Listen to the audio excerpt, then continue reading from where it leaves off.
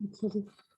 तो special senses आपको पता है कि एज यू ऑल नो हमारे 5 स्पेशल सेंसेस हैं, आई, ईयर, नोज और यानी साइट है बेसिकली। सेंस तो ये होती है ना, साइट हो गया, हेयरिंग है, स्मेल है, टच है और टेस्ट है। तो हम इन डिटेल डिस्कस करेंगे इंशाल्लाह तीनों को वन बाय वन। आज हमने साइट को डिस्कस करना है, आई डिस्कस करेंगे और मेरी कोशिश है कि हम थोड़ा इससे एनाटॉमी फिजियोलॉजी दोनों को ही थोड़ा थोड़ा टच कर लें इंशाल्लाह, ठीक है।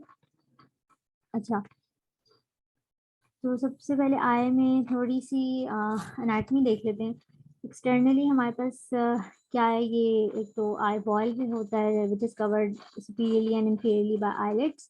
ठीक है जी, एक अपर आईलिड है आपके पास, एक लोअर आईलिड है और अंदर क्या एक ग्लोब प्रेजेंट होता है जिसको बेसिकली हम उस पूरे को ही आई बॉल कहते हैं। यानी eye ball is not merely layman terms में तो हम समझते हैं कि वो जो portion of the eye ball जो इधर उधर मूव कर रहा है सिर्फ वो आई बॉल है, बट इन एक्चुअल जो पूरा हमारा ग्लोब होता है हम उसको आई बॉल कहते हैं। ठीक है, like the whole eye is basically eye ball, क्योंकि वो in the shape of a ball है। अभी आगे नेक्स्ट पिक्चर में दिखाऊंगी तो आप लोग अप्रिशिएट करेंगे।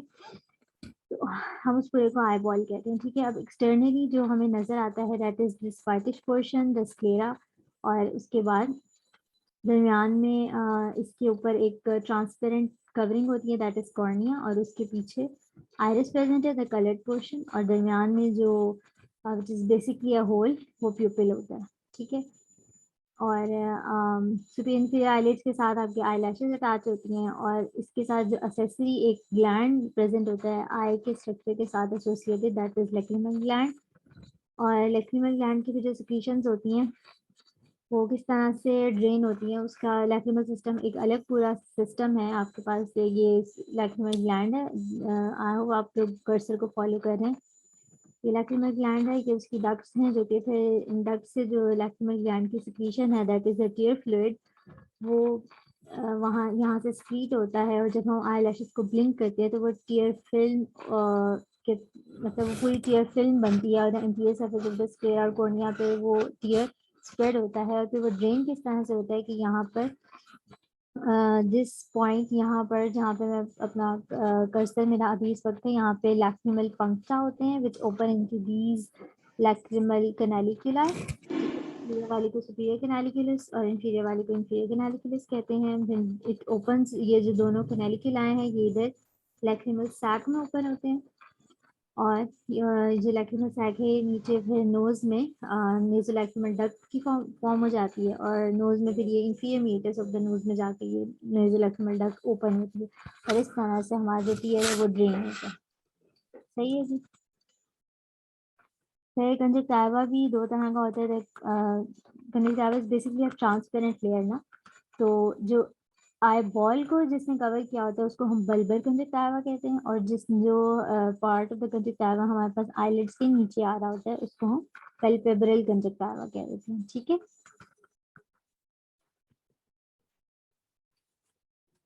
अच्छा जी, इसको ये भी एक इसकी आई की ही पिक्चर है। ठीक है, अच्छा ये तो इंटरनल सेक्शन ऑफ द आई पे आगे है, क्योंकि पहले मैं आपको ये दिखा। हाँ, इसको मैं कह रही थी कि ये जिस तरह से यहाँ पे नजर आ रहा है, यू कैन अप्रिशिएट कि this is basically the shape of a ball में है ना। तो इस पूरे को हम आई बॉल कहते हैं, not the major part of the eye जो कि right left up and down move करते हैं, इस पूरे को ही हम आई बॉल कहते हैं। ठीक है, अब जो आई बॉल है अगर एक्सटर्नल टू इंटरनल मूव करें तो इसकी थ्री बेसिकली लेयर्स हैं या थ्री कोट्स हैं, जिसको हम एक आउटर कोट या जो आउटर लेयर है उसको हम फाइब्रस लेयर कहते हैं। ठीक है, जिसमें स्क्लेरा और कॉर्निया है। ठीक है, पोस्टीरियरली सारा और तकरीबन यानी कि पोस्टीरियर जो पूरा ग्लोब है उसको अगर हम 6 पार्ट्स में डिवाइड करें तो 5/6 पार्ट जो है ना वो स्क्लेरा से कवर होता है, और सिर्फ ये एंटीरियर यहाँ से लेके यहाँ तक ये वाला जो पार्ट है ये कॉर्निया से कवर होता है। ठीक है, जो रेस्ट वाइटिश पोर्शन है जिसने आई को पूरा कवर किया होता है दैट इज द स्क्लेरा जो कि 5/6 बनाता है, और जो एंटीरियर 1/6 है that is only the cornea. ठीक है, यही कॉर्निया आगे सॉरी जो स्क्लेरा पीछे से सारा स्क्लेरा ने कवर किया हुआ है, और आगे भी काफी सारा जो हमें वाइटिश पोर्शन नजर आता है बाहर से तो सिर्फ दरमियान में ये जो थोड़ा ट्रांसपेरेंट पोर्शन आता है यहाँ से आता है, दैट इज कॉर्निया। तो ये सारी एक आउटर फाइब्रस लेयर बनती है, स्क्लेरा प्लस कॉर्निया। उसके बाद अगर हम नेक्स्ट लेयर में मूव करें की तरफ मूव करें तो वो होती है middle layer, that is also called as vascular layer. और उस लेयर में क्या प्रेजेंट है आपके पास, ये आयरिस, और इसके साथ अटैच होती है सिलेरी बॉडी, वो प्रेजेंट है। और उसके साथ पोस्टीरियरली जैसे जैसे मूव करते हैं कोरोइड है। बट कोरोइड में बेसिकली क्या है, कोरोइड बेसिक ये जो सारी हमारे पास वेसल्स होती हैं, कोरोइड इज मेनली वो कोरोइड कोरियो रेटिनल कैपिलरीज होती है, वहाँ पे प्लेक्सस पड़ा होता है।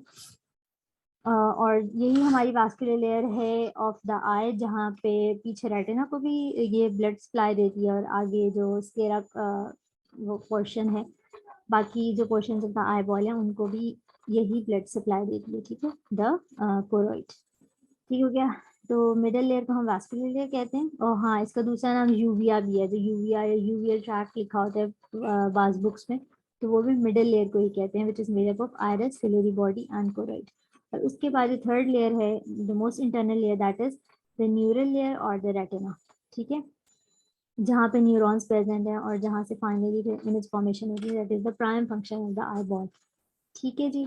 और यही सारी चीज़ें इस डायग्राम में भी लेबल्ड हैं। ये वाइटिश पोर्शन स्क्लेरा है, फिर इधर एंटीरियरली कॉर्निया है, ये आयरिस आ रहा है आपके पास, ये जो वाइटिश पोर्शन है, जहाँ पे आयरिस खत्म हो रहा है और दरमियान में ये होल है, दैट इज द प्यूपिल, ठीक है, जहाँ से लाइट में एंटर होना है और वो लेंस पर फिर पोस्टीरियरली रेटिना पे प्रोजेक्ट करेगी। ठीक हो गया। और लेंस को जिसने होल्ड किया हुआ, they are the suspensory ligaments. और सस्पेंसरी लिगामेंट्स बेसिकली ये दरमियान में होते हैं, सस्पेंसरी लिगामेंट्स। पीछे से सिलेरी बॉडी, सिलेरी मसल आ रहा है आपका, उसके साथ आगे सस्पेंसरी लिगामेंट्स हैं, उसके जोन्युलर फाइबर्स हैं जिन्होंने लेंस को अटैच किया हुआ है, और ये लेंस को जो है ना इन प्लेस होल्ड करके रखते हैं। और इन्हीं सस्पेंसरी लिगामेंट्स की ये जब रिलैक्स से कॉन्ट्रैक्ट करते हैं तो फिर हमारे पास अकोमोडेशन का फिनोमेना आता है, जो हम अभी इंशाल्लाह नेक्स्ट स्लाइड्स में डिस्कस करने वाले हैं। ठीक है, पोस्टीरियरली आप देखें यहाँ पे इस लेयर के बाद कोरोइड मेंशन है, जो कि मैंने बताया आपको वास्कुलर लेयर है, उसके बाद रेटिना है, और रेटिना के सेंटर में फोविया सेंट्रलिस होता है। आगे हम डिटेल में डिस्कस करेंगे फोविया और मैकुला इंशाल्लाह। और उसके बाद पोस्टीरियरली जब हम आते हैं तो जो रेटिना के फाइबर्स हैं, रेटिना में जो नर्व सेंसरी सिस्टम है ऑफ द आई है पड़ा हुआ सारा, वहाँ से न्यूरॉन्स निकलकर वो सारे ऑप्टिक नर्व बनाते हैं। ठीक है, ऑप्टिक नर्व और जो हमारे पास सेंट्रल रेटिनल आर्टरी है, सेंट्रल आर्टरी ऑफ रेटिना, ये दोनों फिर एक ही शीट में रन कर रहे होते हैं और फिर ब्रेन की तरफ जाते हैं। ठीक है,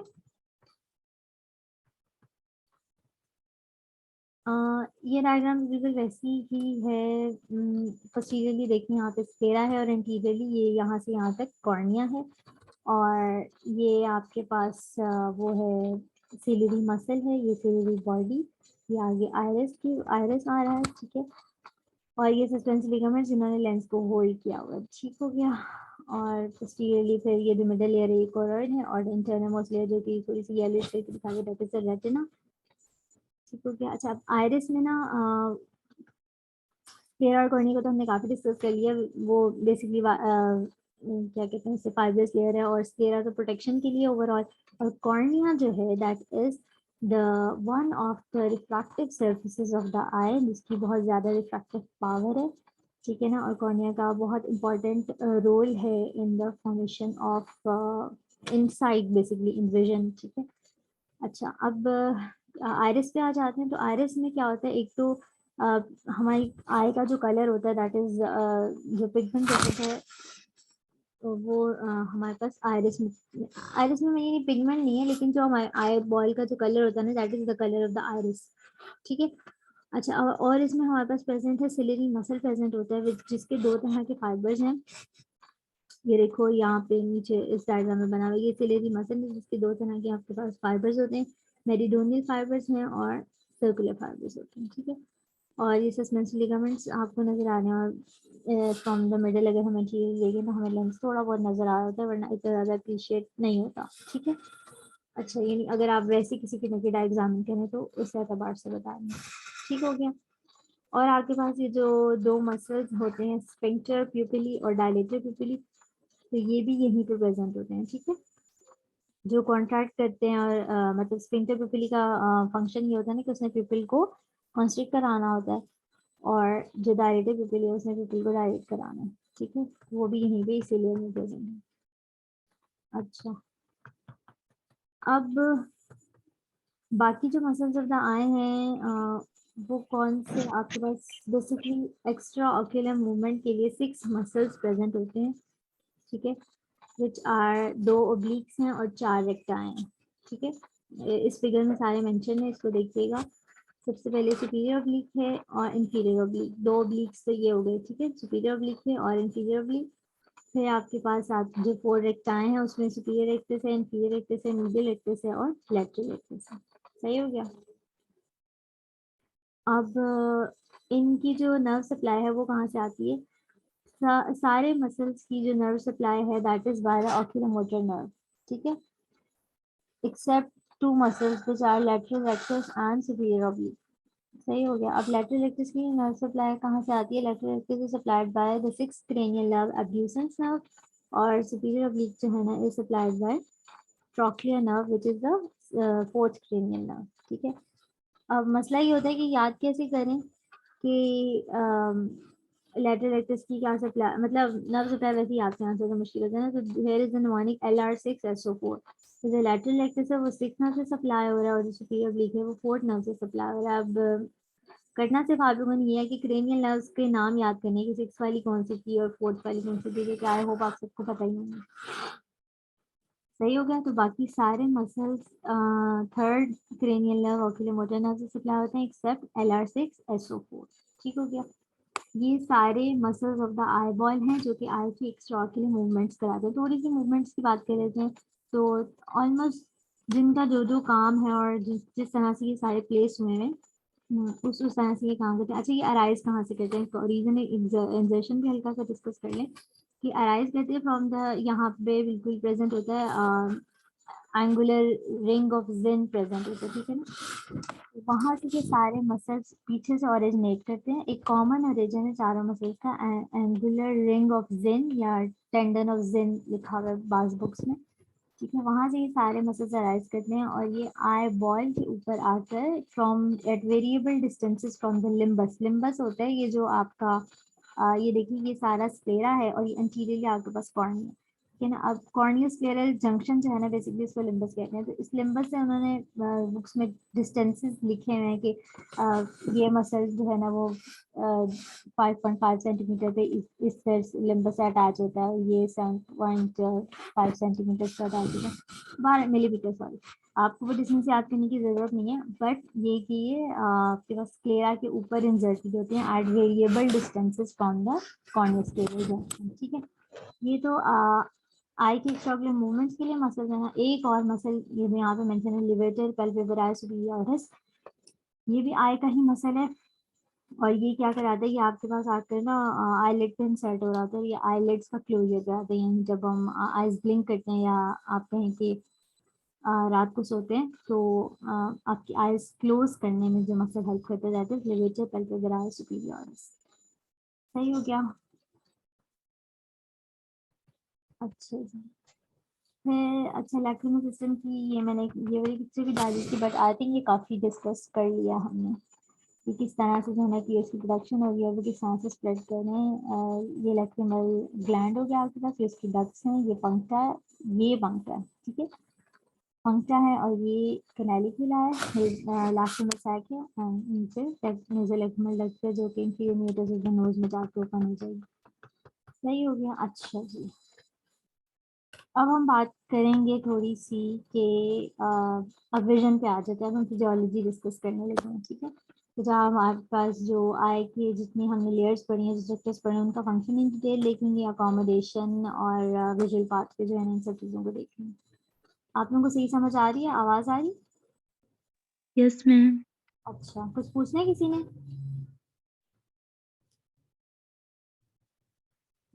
किसी को कुछ समझ नहीं आए या कुछ पूछना हो तो पूछ लीजिए। ठीक है, अच्छा, ओके। सही हो गया। अब reduce I is basically a concept के, अच्छा आई में ना हमारे पास चार तरह की रिफ्रैक्टिव सरफेसेस हैं आई पे। रिफ्रैक्टिव सरफेस का क्या मतलब हुआ? एक मिनट, पहली तो बात ये कि हमारे पास आई में जो आपकी जो इमेज फॉर्मेशन है अंदर रेटिना, आसान लफ्ज़ों में बात करते हैं। इमेज आई का बेसिकली फंक्शन क्या, विजन है, साइट है, कि हमने जो चीज़ों को देखना है, ठीक है ना। तो उसके लिए क्या होता है कि आपके रेटिना पे आपकी इमेज फॉर्म हो रही है। अब वो जो इमेज फॉर्मेशन है वो इस तरह से हो रही है कि बाहर से मतलब हम कुछ भी देख रहे हैं तो वो लाइट फॉल करती है रेटिना पे, और फिर हमारे पास रेटिना पे इमेज बन रही है, वो ब्रेन में प्रोजेक्ट हो रही है। ठीक हो गया।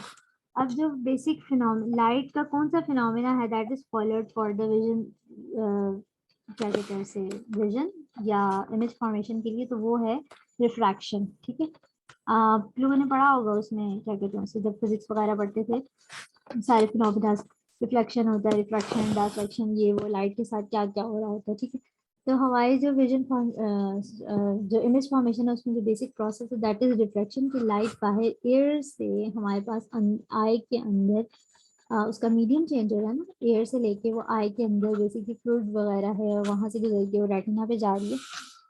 तो आई की क्या होती है, जो लाइट रेज है उनकी रिफ्रैक्शन होती है, और आई में चार रिफ्रैक्टिव सर्फेसिस हैं जहाँ से जो लाइट है उसमें रिफ्रैक्ट होकर पीछे रेटिना तक पहुंचना है। ठीक है, अब वो चार रिफ्रैक्टिव सर्फेसिस कौन कौन से हैं? एक सब पहली जो सर्फेस है दैट इज इंटीरियर सर्फेस। सबसे पहले आ गई इंटीरियर सर्फेस ऑफ रेटिना, ठीक है ना, एयर और इंटीरियर सर्फेस ऑफ रेटिना, ये पहली रिफ्रैक्टिव सर्फेस है आपके पास। उसके बाद पीछे चले जाए तो कॉर्निया की पोस्टीरियर सर्फेस और एक्वस ह्यूमर, ठीक है, वो दूसरी रिफ्रैक्टिव सर्फेस होगी। फिर एक्वस ह्यूमर और interior surface of the lens है, और फिर posterior surface of the lens of vitreous humour आ गया। ठीक है, अच्छा हम इधर से ही देख लेते हैं, इसी फिगर से देखते हैं कि यहाँ पर प्रेजेंट होता है आपके पास इंटीरियर चेम्बर में। इंटीरियर चेम्बर में जब लेंस से आगे वाला जो पोर्शन है आपके पास आई का दैट इज इंटीरियर चेम्बर, और लेंस से पीछे वाला जो पोर्शन है दैट इज पोस्टीरियर चेम्बर। और पोस्टीरियर चेम्बर का फ्लूइड है विट्रस ह्यूमर, और एंटीरियर चेम्बर का फ्लूइड है एक्वस ह्यूमर। एक्वस ह्यूमर जो है ना उसकी यानी that is clear transparent fluid होता है बेसिकली, और जो विट्रस ह्यूमर है that is gel like gelatinous fluid होता है। सही हो गया, होता है ये भी ट्रांसपेरेंट ही है। ठीक है, अच्छा, हाँ मैं उसका बताई थी, रिफ्रैक्टिव सर्फेस काय का बताई थी। सबसे पहले आपके पास इंटीरियर सर्फेस ऑफ कॉर्निया है जो जहाँ से लाइट रिफ्रैक्ट होती है, उसके बाद इंटीरियर चेम्बर और लेंस की इंटीरियर सर्फेस, यहाँ पे लाइट आएगी, यहाँ से रिफ्रैक्शन होती है। फिर आपके पास आ गई पोस्टीरियर सर्फेस ऑफ लेंस और क्या कहते हैं उससे, sorry, posterior surface of the cornea थी और एक्वस ह्यूमर था, फिर इंटीरियर सरफेस ऑफ लेंस थी, और फिर posterior surface of lens and aqueous vitreous humour, यहाँ से आयन रिफ्रैक्ट होना। ठीक है, और इन सब सर्फेसिस का अपना अपना रिफ्रैक्टिव इंडेक्स है, और सबसे ज्यादा रिफ्रैक्टिव इंडेक्स जो है ना वो कॉर्निया का है, सबसे ज्यादा रिफ्रैक्टिव पावर कॉर्निया की है। ठीक हो गया। अब यहाँ पे मैं लिखा हुआ है total refractive power of the eye क्या है, 59 डायोप्टर्स, और इस 59 डायोप्टर्स का 2/3 that is supplied bye cornea, यानी कि अप्रोक्सीमेटली ये कोई 47 डायोप्टर्स आई गेस, मेरा ख्याल है 47 या 42 डायोप्टर्स है power that is supplied by the cornea, और बाकी जो रिफ्रैक्टिव पावर है दैट इज बाय लेंस, जो 11-12 आवर्स बाकी बच जाती है, 12 डायोप्टर सॉरी बाकी, that is supplied by lens. ठीक है, तो ये जो 59 डायोप्टर्स है it is basically 42 dioptres plus 17 plus 11 dioptres. ठीक है, टोटल इफेक्टिव पावर 59 डायोप्टर्स, इसकी 2/3 आपके पास कॉर्निया से आ रही है और 1/3 that is by the lens.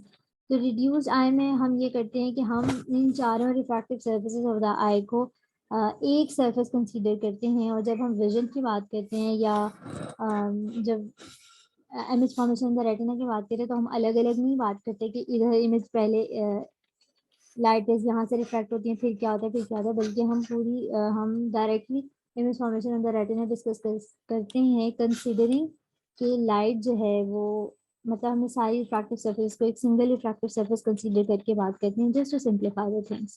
वरना अगर हम अलग अलग रिफ्रैक्टिव पावर्स और अलग अलग रिफ्रैक्टिव इमेजेस को डिस्कस करने लगी तो वो बहुत मुश्किल हो जाएगा। ठीक है, तो बेसिकली रिड्यूस्ड आई मॉडल में ये है, और इसकी जो रिफ्रैक्टिव पावर्स हैं ये सारी बातें आपने याद करनी है, जैसे इंपॉर्टेंट पॉइंट्स हैं।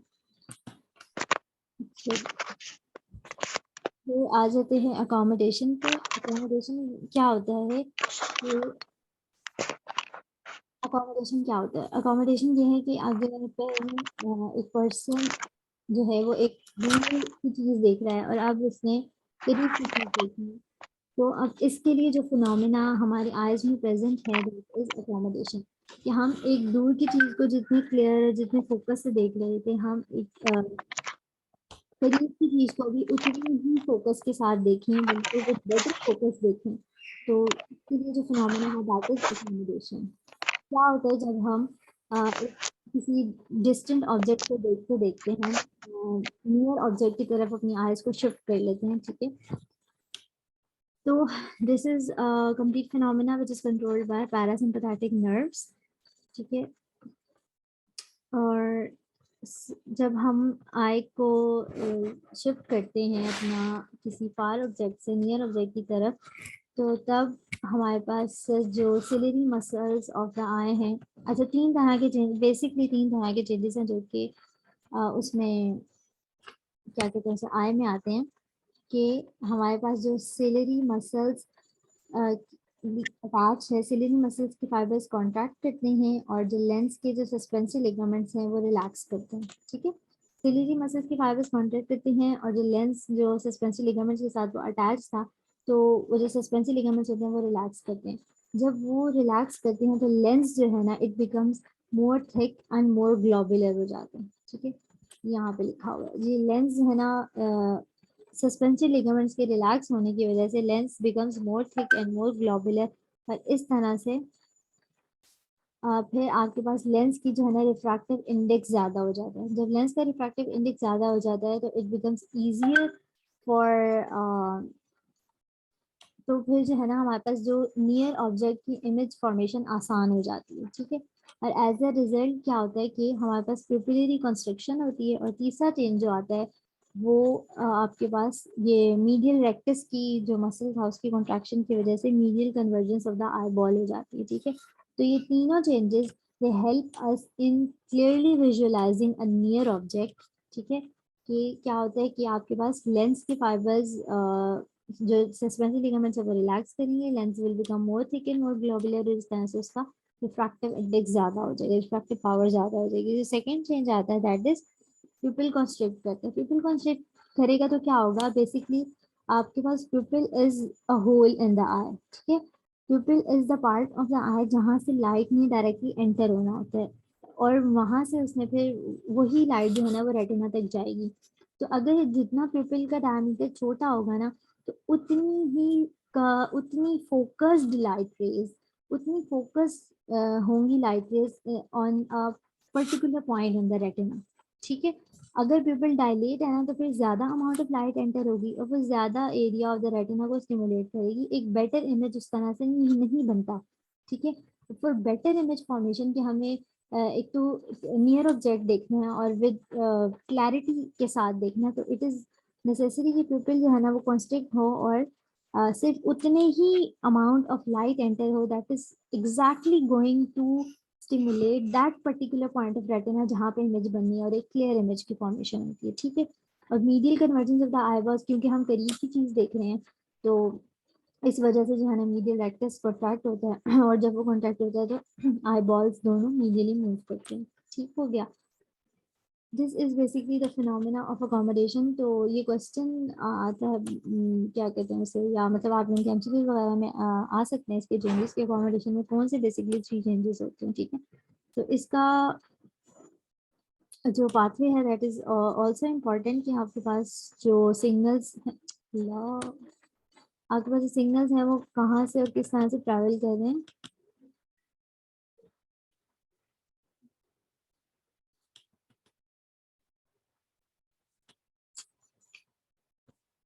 हाँ, ठीक है।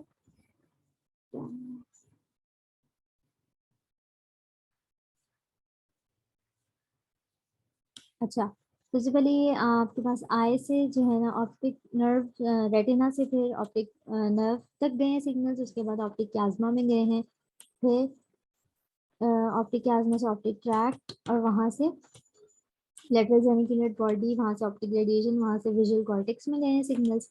उसके बाद फ्रंटल आई फील्ड जो एरिया 8 है ऑफ ब्रॉडबैंड, वहां पे गए हैं, और वहां से फिर एडिंगर वेस्टफैल न्यूक्लियस है, क्रेनियल नर्व 3 का जो पैरासिम न्यूक्लियस है, सॉरी, वो है एडिंगर वेस्टफैल न्यूक्लियस, ठीक है। वहां से सिग्नल्स आते हैं सिलेरी गैंग्लियन में, और सिलेरी गैंग्लियन से वो फिर शॉर्ट सिलेरी नर्व को स्टिमुलेट करते हैं, और शॉर्ट सिलेरी नर्व जो है ना इनर्वेट कर रही होती है आपके पास सिलेरी मसल को, और जो स्फिंक्टर प्यूपिली या कंस्ट्रिक्टर प्यूपिली है उसको।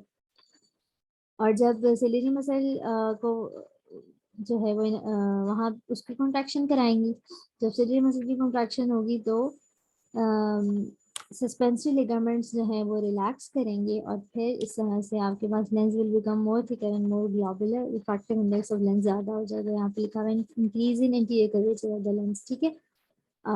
अच्छा, और जब फिर यहाँ से शॉर्ट से नर्व ही स्फिंक्टर प्यूपिल को इनर्वेट करिए, वो कंस्ट्रक्शन ऑफ प्यूपिल करा देगा। और दूसरा फ्रंटल आई फील्ड से जो इनोवेशन आई थी वो motor nucleus of ocular motor nerve जो है ना, क्या कहते हैं उसे, ऑक्यूलर मोटर नर्व, उसको आ रही थी, जिसने मीडियल एक्सिस की कॉन्ट्रैक्शन करा दी, और there is medial convergence of the eye ball.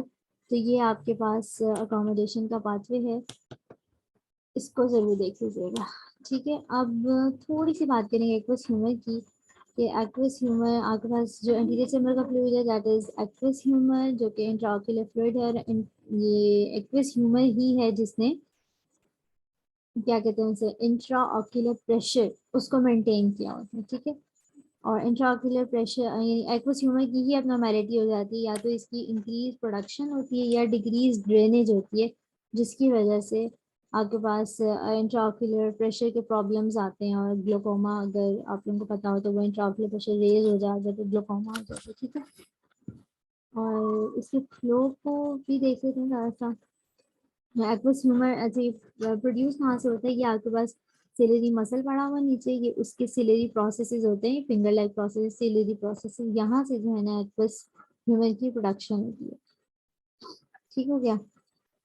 अब यहाँ से जो है ना एक्वस ह्यूमर सिक्रीट होता है, और फिर ये यहाँ से क्या कहते हैं आप, जहाँ से ये सिक्रीट होता है वहां से फिर जो है ना आगे एंटीरियर सेगमेंट में मूव कर जाता है, और फिर ये फाइनली सारी जगह पे जाकर उसके बाद ये बैकवर्ड मूव करता है, और केनाल ऑफ स्लैम और टोबैकुलर मशवर्क में जाकर ड्रेन हो जाता है, ठीक है। और अगर किसी वजह से एक्वासिमिक की प्रोडक्शन ज़्यादा हो रही है, या उसकी ड्रेनेज इन द टोबैकुलर मशवर्क, और वहाँ पे केनाल ऑफ स्लैम या टोबैकुलर मशवर्क में कोई मसला आ गया, तो फिर इसकी वजह से इंट्राऑक्यूलर प्रेशर डिस्टर्ब हो जाता है, ठीक है जी। अच्छा जी, हाँ इसकी ना वो इम्पोर्टेंट है थोड़ी सी, कि एक्वस ह्यूमर में हमारे पास एक्वस ह्यूमर की वो कंपोजिशन क्या होती है, तो इसमें आपके पास सोडियम आयंस हैं, ठीक है। सोडियम आयन सबसे पहले जाते हैं तो वो अपने साथ फिर क्लोराइड और बाइकार्बोनेट को भी ले जाते हैं to maintain the electrical neutrality, ठीक है। सोडियम आयंस हो गए, क्लोराइड आयंस हो गए, बाइकार्बोनेट हो गए। इसके अलावा आपके पास अमाइनो एसिड, एस्कॉर्बिक एसिड और ग्लूकोज, ये 6 चीज़ें जो है ना आपके पास प्रेजेंट है एक्वस ह्यूमर में। क्या एक्वस ह्यूमर की कंपोजिशन में क्या आ गया, sodium ions, chloride ions, bicarbonate ions, amino acid, ascorbic acid और ग्लूकोज, ठीक है जी। और ये आउटफ्लो की थोड़ी सी बात है कि ये जहाँ पे सिलेरी प्रोसेस से प्रोड्यूस हो गई थ्रू द प्यूपिल एंटीरियर चेंबर में चला जाता है, और एंटीरियर चेंबर से फिर इरिडियो कॉर्नियल एंगल, आइरिस और कॉर्निया के दरमियान जो एंगल बन रहा है वो वहां से फिर ट्रैक्युलर नेटवर्क और केनाल ऑफ स्लेम में चला गया, और फिर ऑक्यूलर वेन्स में ड्रेन हो जाता है, ठीक है जी। प्रेशर जो है ना normally that is 15 milligram millimetre of mercury, और ये plus minus 12 to 20 milligram of mercury हम इसको नॉर्मल रेंज के कंसीडर कर लेते हैं, ठीक है। नॉर्मल रेंज कितनी होगी 12 टू 20, और एवरेज 15। ग्लूकोमा में जब इंट्राऑक्यूलर प्रेशर डिस्टर्ब हो जाता है तो ये 50 70 60 तक इवन चला जाता है, ठीक है जी, क्योंकि वो एक्वस ह्यूमर की प्रोडक्शन ज़्यादा हो जाती है, ज़्यादातर तो ड्रेनेज का मसला हो जाता है। ये आप लोग इसका जो प्रेशर है वो याद कर लीजिए, ठीक है जी। अच्छा, वो अब हमने काफ़ी बात कर ली आई के सारे स्ट्रक्चर्स की भी, एनाटॉमी भी मेरा ख्याल है डिस्कस हो गई है काफ़ी। और इसके साथ साथ बाकी जो स्ट्रक्चर्स थे इम्पॉर्टेंट वो सारे हमने डिस्कस कर लिए हैं, including the lacrimal system, including the aqueous humour and all, ठीक है जी। अब हम आते हैं रेटिना पे, और साथ ही हम विजुअल पाथ में और जो विजन का फिनोमेना ब्रीफली वो डिस्कस कर लेंगे, ठीक है जी। अच्छा, इनरमोस्ट लेयर है रेटिना की, दैट इज न्यूरल लेयर, जो जहाँ पे सेंसरी सेल्स प्रेजेंट हैं जिन्होंने एक्चुअली विजन में रोल प्ले करना है, they are present in the retina. अब रेटिना की 10 लेयर्स ऑफ रेटिना है, outside to inside. Outside to inside अगर हम मूव करें तो सबसे पहले आती है पिगमेंट लेयर, फिर है layers of rods and cones which are the sensory cells of the retina, ठीक है, जो विजन में रोल प्ले करते हैं, रॉड्स एंड कोन्स। उसके बाद सेकंड लेयर ये है, थर्ड लेयर है आउटर लिमिटिंग मेम्ब्रेन, फिर outer nuclear layer, outer plexiform layer, फिर इनर न्यूक्लियर लेयर है, इनर प्लेक्सीफॉर्म लेयर है, फिर गैंग्लियोनिक लेयर है, और फिर layer of optic nerve fibres, और फिर इनर लिमिटिंग मेम्ब्रेन। आगे हम फिगर देख लेते हैं, मैं साथ साथ एक्सप्लेन करती जाती हूँ कि कौन सी लेयर में क्या है। सबसे पहले outward, outside to inside move कर रहे हैं, तो सब रेटिना में आउटसाइड टू इनसाइड मूव कर रहे हैं, ठीक है ना।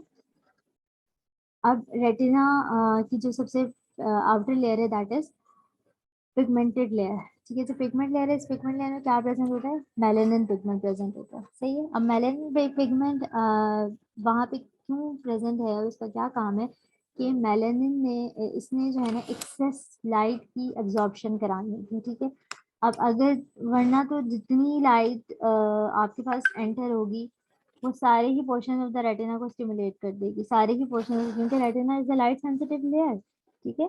तो इसलिए ताकि सारे ही portion of the retina activate ना हो, सिर्फ जहाँ पे रॉड्स एंड कोन्स एक्टिवेट हैं या जहाँ पे इमेज फॉर्मेशन होनी है वहाँ वो वही सिर्फ उतनी ही लाइट एंटर हो और बाकी लाइट को जो है ना एब्जॉर्ब कर लिया जाए, यहाँ पे मेलेनिन प्रेजेंट होता है। और जिन लोगों में ये पिगमेंट प्रेजेंट नहीं होता मेलेनिन, या जिन डेफिशिएंसी होती है, जैसे कि जो एल्बिनोज होते हैं उनके अंदर मेलेनिन पिगमेंट डेफिशिएंसी होती है या एब्सेंट होता है, ठीक है ना। तो उनमें इस तरह से होता है कि जब वो ब्राइट लाइट के रूम में एंटर होते हैं तो उन्हें एकदम से कुछ देर के लिए कुछ नजर ही नहीं आता, क्योंकि सारी जितनी भी लाइट उनके एंटर हो रही है वो सारी रेटिना को स्टिमुलेट कर देती है। और हमारे जो नॉर्मल इंडिविजुअल्स एक्सेप्ट एल्बिनोज हैं उनके अंदर ये है, जितनी मर्जी एक्सेसिव लाइट हो तो वो बाकी सारी रेटिना को स्टिमुलेट नहीं करती, बल्कि ये जो पिगमेंट लेयर है यहाँ पे मेलेनिन पिगमेंट्स है वो इसको एब्जॉर्ब कर लेता है, ठीक है।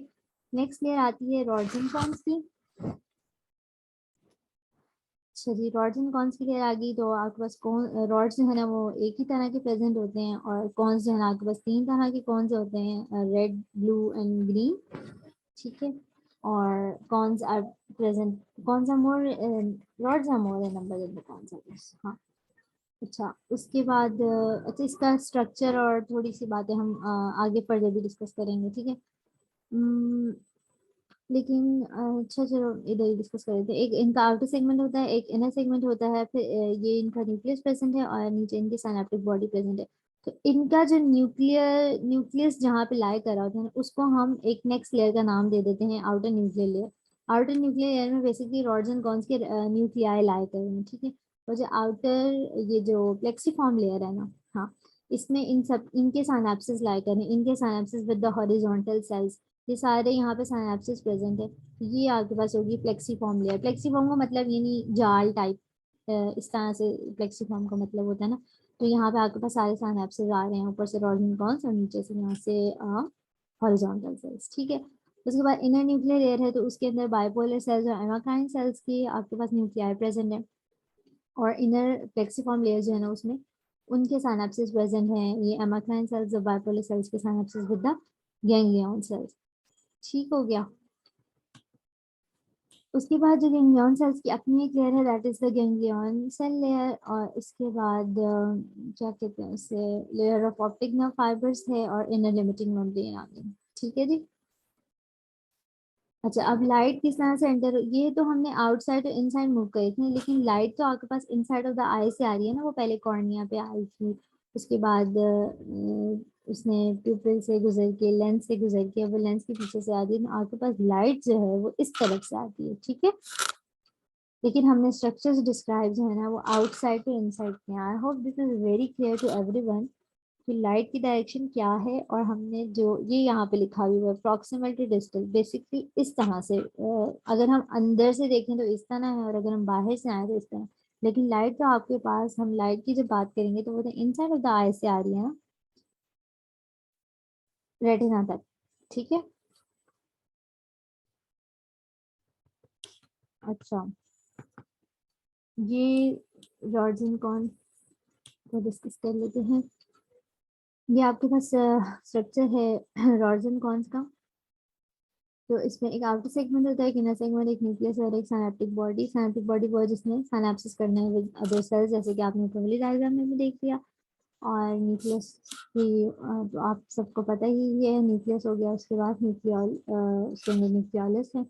जो इनर सेगमेंट होता है वो इसमें इसका साइटोप्लाज्म और सारे बाकी जो साइटोप्लाज्मिक ऑर्गेनेलिज हैं वो सब प्रेजेंट होते हैं। यहाँ पे माइटोकॉन्ड्रिया इन्होंने लेबल भी किया है, बाकी ऑर्गेनेलिज में इसमें सब प्रेजेंट, ठीक है, इनर सेगमेंट में। और जो आउटर सेगमेंट होता है आपके पास रॉड्स एंड कॉन्स का, उसके अंदर आपके पास प्रेजेंट है पिगमेंट।